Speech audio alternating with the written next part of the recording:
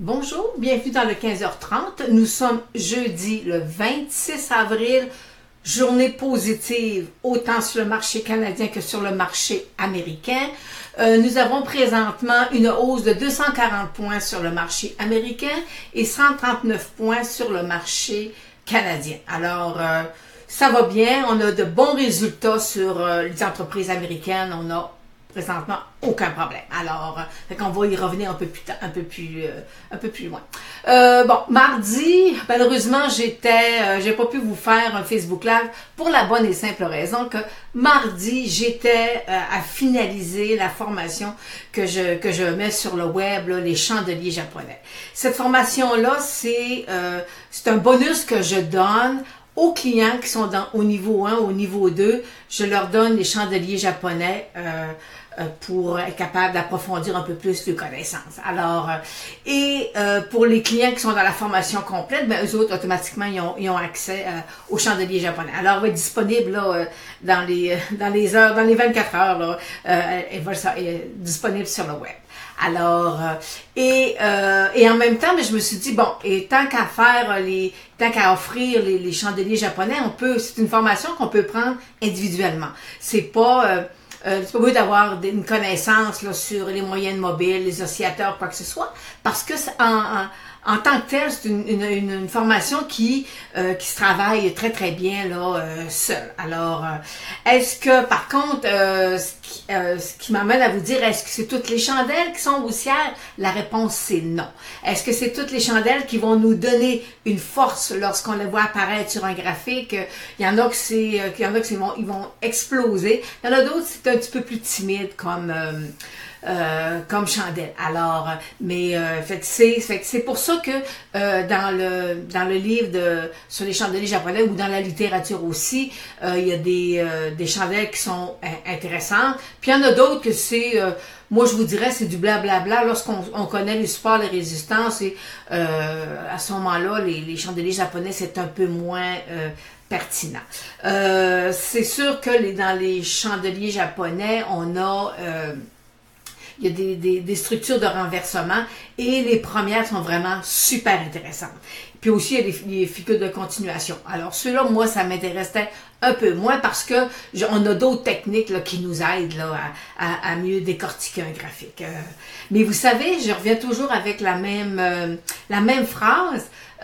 Les chandeliers, ça ne se travaille jamais seul. Ça veut dire que je lui donne un oscillateur, je l'ai marié. Il y a un mariage qui se fait extraordinaire entre les chandeliers, entre les chandelles et un oscillateur. Alors, est-ce que les deux nous donnent un signal d'achat ou un signal de vente? Je vais vous dire que c'est très, très, très, très, très intéressant. Alors, c'est ce qui m'amène à vous proposer, j'offre présentement la technique des chandeliers japonais individuellement. Alors, les gens qui veulent avoir la formation, j'ai deux choses d'intéressantes pour vous. La première des choses, le prix est super intéressant. Et vous pouvez aussi si vous voulez avoir plus d'informations, vous m'envoyez un courriel et on pourrait même se parler pour que je vous explique de quelle façon moi je travaille. J'ai deux choses à vous donner. C'est qu'avec les chandeliers japonais, moi, il y a une autre technique qui vient du Moyen-Orient que je mets en complémentaire. C'est complémentaire avec les chandeliers japonais et ça me sert de filtre. Et puis je peux vous dire que c'est un super de beau fil et lorsqu'on les met avec toutes nos connaissances, là, je vais vous dire que ça vient augmenter notre probabilité. Alors ça, c'est la première chose que je vous donne. Alors on va parler de Ekinashi. C'est une technique où j'ai une chose. Bon, vous savez, les gens qui me connaissent, moi, j'utilise différentes techniques, mais je vais aller des fois cibler un point sur une technique plus qu'une autre.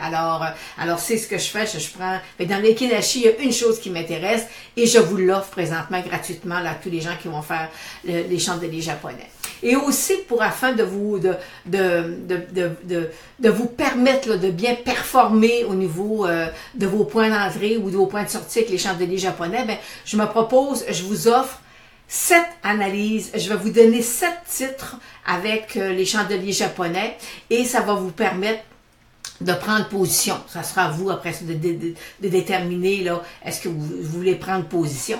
Mais moi, je vous offre 7 titres qui va venir avec la formation des chandeliers japonais. Alors, c'est ce qu'on appelle dans le jargon un bonus. Alors, fait que je vais vous donner en cours de route là cette analyse. Alors, pour vous permettre de prendre des bonnes positions puis de dire ben, le titre va aller à tel, est-ce qu'il va prendre 2 $, est-ce qu'il va prendre 10%, 20%, on verra. Ok, ça va dépendre qu'est-ce que le marché va nous offrir.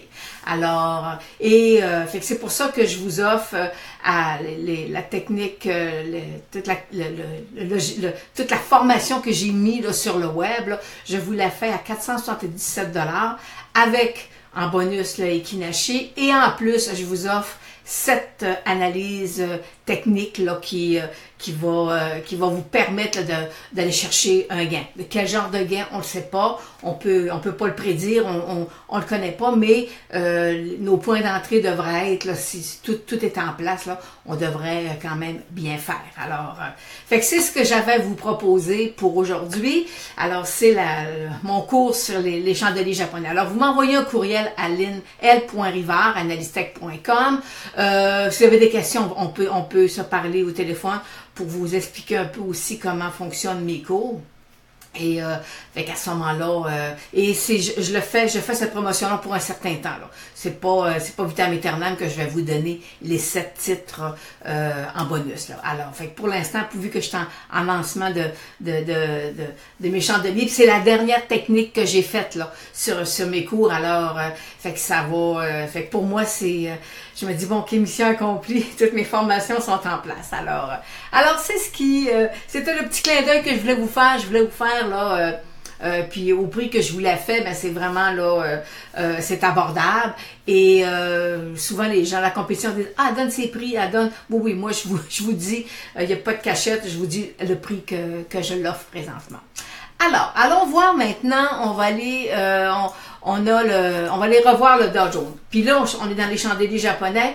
Hier, je peux vous dire, ceux qui vont suivre la formation, hier, je savais que le marché aujourd'hui serait haussier. C'était écrit dans le ciel parce que il y avait quelque chose sur le marché qui était récurrent. Alors, fait que c'était quand même, c'était intéressant. Là. Fait que mais c'est avec les chandeliers japonais qu'on était capable d'en prendre position. Je disais, le marché va être haussier demain. Mais est-ce qu'il va rester longtemps à la hausse? Bonne question. Est-ce qu'on est sur un rebond? Présentement, je vais vous dire, moi, ma moyenne mobile 200 jours, elle le freine, elle le stop. Et là, j'ai un point pivot là, à 24 450, je pense. Là. Si dépassait ça, ben à ce moment-là, on pourrait avoir une petite poussée. Mais pour l'instant, là, on n'a pas, je peux pas aller plus loin que ça. Et aussi, vous savez que moi, j'examine le Dow Jones. Pourquoi j'analyse le Dow Jones? C'est 30 titres. Alors, tantôt, qu'est-ce que j'ai fait? Je suis allée revoir mes 30 titres avec mes cibles baissières ou haussières. Et présentement, j'ai 17 titres sur 30 ils m'ont donné un signal baissier. J'ai une cible baissière. J'aurai jamais les 30 titres parce que j'ai des secteurs différents. Hein. On n'est pas tous, c'est quand même diversifié là, sur les 30 titres. Alors, fait que, pour l'instant, je peux vous dire,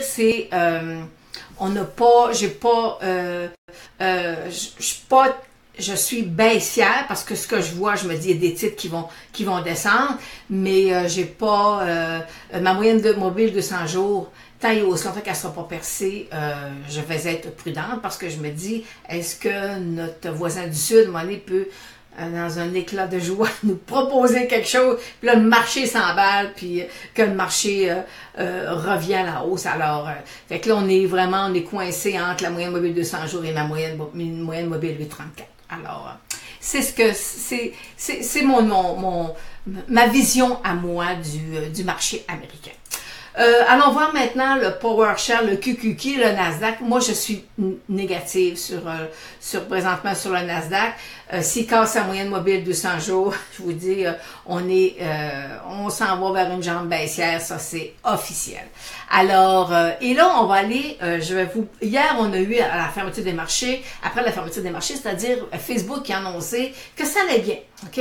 Alors, effectivement, ce matin, j'ai dit, ok, s'il perd sa moyenne mobile de 100 jours, et là, en même temps, mais par contre, voyez-vous, il y a une belle ligne de tendance, je l'ai mis verte, là, parce que je me suis dit, s'il perd ça, oh, ça peut redevenir haussier. Alors, mais on va voir les prochains jours, est-ce qu'il va venir fermer son gap. Je peux vous dire que ce matin, ce gap-là, c'est les shorteux, ceux qui étaient négatifs sur Facebook, qui ont été obligés de se couvrir ce matin. Alors, est-ce que ça va se résorber d'ici les prochains jours? Peut-être. Alors, fait que c'est, mais je suis pas haussière.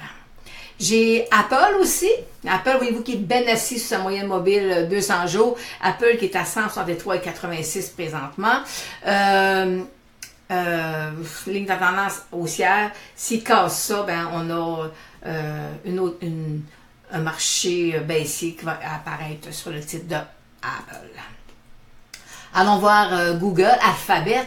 Voyez-vous, lui aussi, sur sa moyenne mobile 200 jours. Écoutez, là, c'est un pattern qui revient. Là, les moyennes mobiles 200 jours, là, elle est excessivement importante présentement lorsqu'on examine les titres. Et faut aller décortiquer un peu plus, là. Des fois, là, je vous l'ai montré, là, dans le niveau 2, là, faut aller décortiquer pour aller chercher des choses. Puis là, c'est dit, ah, OK, c'est ça qu'il faut attendre, qu'il faut guetter. Alors, vous savez, l'analyse technique, c'est prendre des différentes choses puis les emmener dans un entonnoir puis faire la technique de l'entonnoir. Alors, fait que Google, c'est pas nécessairement haussier pour moi non plus. Amazon qui se maintient toujours à l'intérieur d'un immense biseau. Alors, fait que là, on est, lui aussi, il est sur la tête, là, une résistance. Vous savez, c'est des titres qui sont, selon moi, là, selon mes calculs, qui sont surévalués. Alors, puis le marché carbure présentement aux bénéfices futurs. Alors, fait que c'est tant et aussi longtemps que la croissance va être là, mais la croissance commence des fois à être un peu plus modérée. Alors, puis je vous le dis, ça prend 2 trimestres avant que le marché commence à dire OK. J'ai un blanc de mémoire, on avait des résultats cette semaine, puis il y avait un bénéfice extraordinaire. Mais quand tu t'enlevais tout ça, puis tu regardais le bénéfice comme tel, il y avait, tu dis, OK, la croissance est en train de diminuer. OK? La croissance est toujours là, mais elle est en diminution. Alors, fait que c'est présentement ce qu'il faut examiner. Puis, les entreprises font des bénéfices. Là. Écoutez, on n'est pas en 2008, là. Écoutez, on n'est pas du tout dans la même structure, la même pensée, c'est pas du tout la même chose. Mais il faut quand même, le marché a trop monté. Il faut, le marché était complaisant là, pendant un an, alors là, c'est juste normal, ça c'est un petit peu plus difficile. Et je reviens avec, vous savez, on a un groupe privé Facebook et dans ce groupe-là, je vais parler un peu plus. Des fois, il m'apparaît des petites affaires comme tantôt mon point pivot. J'ai dit, ah, OK, fait que je suis allée mettre mon point pivot. Il y a des gens qui nous posent des questions sur des titres. Alors, fait qu'on est plusieurs personnes, là, et on fait que chacun répond, puis fait que c'est agréable. Alors, après la vidéo, je vais aller vous mettre le lien pour le Facebook privé. Ensuite, regardons maintenant le marché, on va aller voir le marché canadien. Et je vais me tasser, regardez le beau, le TSX, il est revenu au-dessus de sa moyenne mobile 200 jours, mais 15 750, il y a une résistance, je vous ai mis une belle grosse ligne rouge. Alors, fait que là, c'est le pétrole va bien, l'or va bien, c'est super, là, mais fait que présentement, il faut que mes moyennes mobiles deviennent haussières aussi. J'ai des croisements, mais est-ce que ça va se poursuivre? Ben, c'est ce qu'on va voir là. On va voir ce que l'or fait aussi. Si l'or vient changer la donne, ben, ça sera un petit peu plus baissier. Et un secteur qui va super bien. Écoutez, le secteur de l'énergie. Mais vous savez, et là, présentement, avec les chandeliers japonais, on a un signal. Alors, la prudence est de mise. Et on a le secteur de l'énergie, on est sur des résistances. Et quand vous regardez toutes les graphiques, on a plein de résistances sur les titres. Oh, mon chat est sur mon bureau. Bon, OK, j'ai fait le saut. Alors, fait qu'on est sur des résistances présentement sur les titres de pétrole. Et des fois, tout à l'heure, on me demandait, on dit, ah, Hélène, ce titre-là, il commence à partir, mais il commence à partir parce que c'est pas tellement de pétrole, lui, qui le préoccupe, c'est du gaz naturel. Fait que des fois, il faut faire attention, parce que pétrole et gaz, c'est une catégorie. Fait que tu as le pétrole, puis tu as le gaz. Alors, fait que des fois, il y a des titres qui sont pas montés, ils n'ont pas parti à la hausse, pour la bonne et simple raison qu'ils ont trop de gaz dans leur titre. Alors, et allons voir le pétrole. Le pétrole, tout à l'heure, j'étais au-dessus de 68 $ et voyez-vous, ben, on est dans le haut, alors ça s'appelle des vagues hautes. Alors, fait que là, il faut peut-être avoir un petit repli mais il faut qu'il poursuive. Vous savez, je suis haussière, mais c'est plus difficile là les titres ont de la difficulté à rejoindre là, les sommets qu'ils ont fait là, par rapport au prix du pétrole. Alors, fait que ça va quand même, c'est bien, on est content, on a fait, mais vous savez, j'ai des titres là, que j'ai des cibles là, quand même 3-4 fois la mise là. Alors, fait que c'est des titres que je suis depuis l'automne passé là. Alors, il y a des titres qui ont fait, je reprends BTEX. On prend BTEX. BTEX a fait une très belle poussée. Là. Alors, fait que c'est... mais moi, je suis haussière sur le pétrole. On va faire un petit survol avec Dollarama. Dollarama, écoutez, il est sur sa moyenne mobile 200 jours. Alors, c'est un beau titre. Un super de beau titre. Les bénéfices sont là, tout est là. Sauf que, à un moment donné, le marché, le titre a toujours besoin d'une accumulation avant d'être capable de repartir à la hausse. Alors, fait que c'est un titre qui est cher. Il est beau, mais il est cher. OK? Alors, il n'y a pas d'aubaine. Il n'y a pas d'aubaine présentement avec le titre de Dollarama. J'ai, OK, cannabis. Alors, tout à l'heure, j'avais, tous les titres de cannabis étaient négatifs. Alors, et ce qui m'emmène à vous parler j'avais un titre, je vais parler de cannabis parce que j'ai quelqu'un qui me demandait, Lynn, qu'est-ce qui se passe avec ce titre-là? Écoutez, je pense que c'est au début de l'hiver ou en décembre, en tout cas, il y a eu le titre a monté énormément et c'était cannabis. Alors, ceux qui en parlaient, les titres ont tous monté. Et là, maintenant, il y a un repli. Mais il se replie juste comme tous les titres de cannabis sont présentement en correction, en repli ou... alors, est-ce que c'est le temps de rentrer dans ces titres-là? Selon moi, non. Alors, la poussée, elle est faite. Il y a eu d'excellents points d'entrée, d'excellents points de sortie. Mais vous savez que j'ai pas tellement suivi les titres de cannabis. Personnellement, je trouvais que en tout cas, la légalisation, je suis pas tellement en faveur. Mais si vous voulez, on peut pas, faut vivre avec ce que la société veut. Ensuite, je reviens avec Jean-Claude qui me parlait c'est MTL, le symbole Mullen Group. Voyez-vous, on a fait un beau gap down ce matin. Voyez-vous, petite coincée entre sa moyenne mobile 200 jours et présentement, on a un super de beau marteau. Alors, mais est-ce que c'est un achat? Selon moi, je pense que non, c'est pas un achat.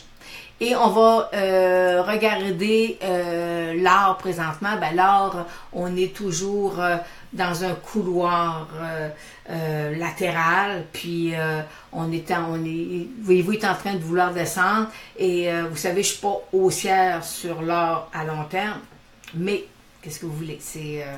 Je suis pas haussière, hein? Ça fait que j'ai pas, et ça fait longtemps, j'ai pas cette poussée-là sur l'or comme je l'ai sur le pétrole, là. Mais en tout cas, mais je suis pas haussière. Alors, fait que présentement, les marchés sont toujours positifs, autant sur le marché canadien que sur le marché américain.